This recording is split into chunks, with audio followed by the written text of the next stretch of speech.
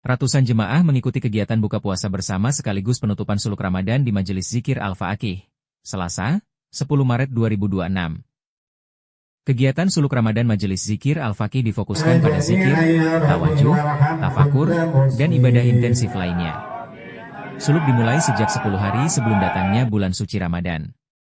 Adapun tujuan dari suluk Ramadan yang menjadi agenda rutin tahunan di Majelis Zikir Al-Faqih ini adalah mendekatkan diri kepada Allah Subhanahu wa Ta'ala dengan membersihkan hati dari sifat tercela dan mengisinya dengan sifat terpuji. Momen penutupan suluk Ramadan dan buka puasa bersama ini digelar di Pondok Pesantren Salafiyah Al-Faqih, Kobong, Banjaran Pucung Cilangkap Tapos Depok. Hadir dalam kesempatan tersebut pimpinan Majelis Zikir Al-Faqih Abah Dedi Rahmat Sandi, pimpinan Majelis Zikir DMP Dia Mentari Putri, Ketua RW 05 Cilangkap Hasan Basri, tokoh masyarakat Kiai Haji Endang Madali, Haji Mulyadi, Ustadz Didin Muhyiddin, para pelawak kondang yang tergabung dalam Majelis Pengajian Pelawak MPP, hingga jemaah yang berasal dari berbagai wilayah di kota Depok. Jemaah tanpa husuk mengikuti rangkaian kegiatan yang diisi dengan zikir, lantunan salawat, pembacaan ayat suci Al-Quran, tausiah, buka puasa bersama, hingga salat maghrib berjemaah. Selain makin mendekatkan diri kepada Allah Subhanahu wa Ta'ala, penutupan suluk Ramadan dan buka puasa bersama ini juga menjadi ajang silaturahmi, berbagi rezeki, dan mempererat hubungan sosial. Selain itu, jemaah juga mendapatkan ilmu pengetahuan agama dan pencerahan dari tausiah yang disampaikan Dai Muda Ustadz Ardi Kusuma jelang berbuka. Momen buka puasa bersama juga memiliki keutamaan yang luar biasa dan dianjurkan dalam Islam. Tidak hanya menjadi salah satu cara terbaik untuk memperoleh keberkahan Ramadan, buka puasa bersama juga dapat mempererat hubungan sosial dan mengajarkan nilai-nilai kepedulian serta kebersamaan. Kebetulan ini agenda rutin yang kita laksanakan dari mulai tahun 2012. Karena biasanya kita bikin suluk Ramadan. Jadi 20 hari itu plus 10 hari min Ramadan biasa kita bikin suluk. Cuma karena tahun ini kita lagi banyak kegiatan buat jemaah Kobong, banyak yang salik-salik ngadain suluknya di rumahnya masing-masing.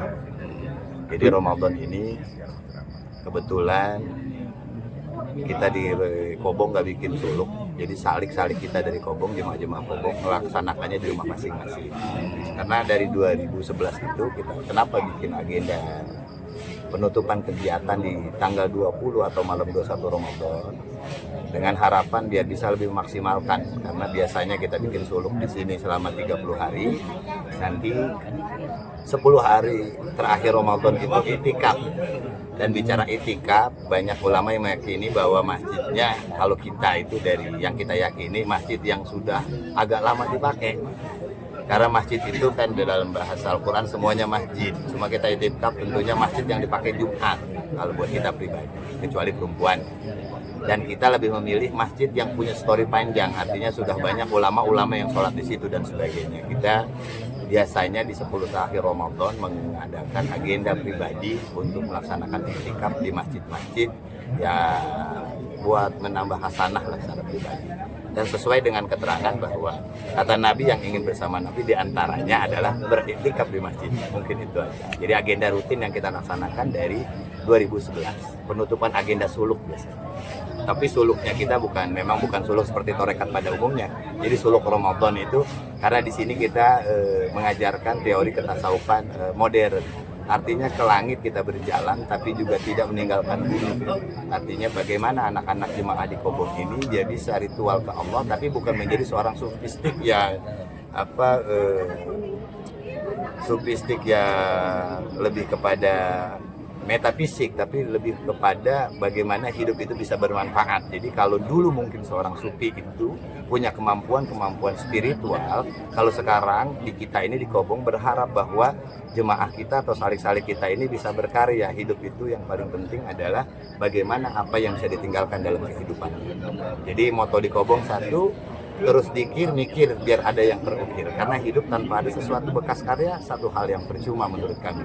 Itu saja dari saya. Assalamualaikum warahmatullahi wabarakatuh.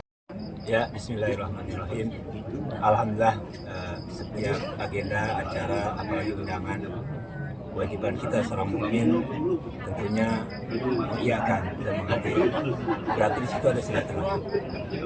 Dan lagi-lagi tiap-tiap kita ini kan punya guru, ya, punya undangan spesial sehingga satu menyatu saling mengenal.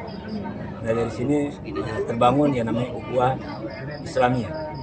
Kalau sudah dijadikan satu dan memang kita kategori seorang mukmin muslim, berarti nanti ada kekuatan namanya ukhuwah imaniyah. Ya, dari ukhuwah imaniyah itulah nanti ada bahasa namanya suluk, itu kan bahasa tasawuf. Kami biasa di kajian fikih, memang kita mencoba untuk memahami kaidah-kaidah fikih lebih luas lagi. Ada juga yang kawan itu biasa mengajar di akidah, nanti memang untuk mengembalikan semuanya, baik suluk dari sisi tasawuf maupun fikih, semua kembali ke muara yaitu akidah pada Allah Subhanahu. Jadi lagi-lagi hikmahnya luar biasa, kita bisa menyapa, bisa bertemu satu dengan yang lain. Bahkan pikiran satu saya, ketika kami ada acara saya mengundang, karena tahu nih si A si B bisa ceramah, si A si B bisa imam, ya dengan gayanya. Bahkan Bang Jaka ini sih mengaku, Pak Haji saya pernah satu pondok, itu kan luar biasa. Emang harus diingatkan. Demikian, terima kasih.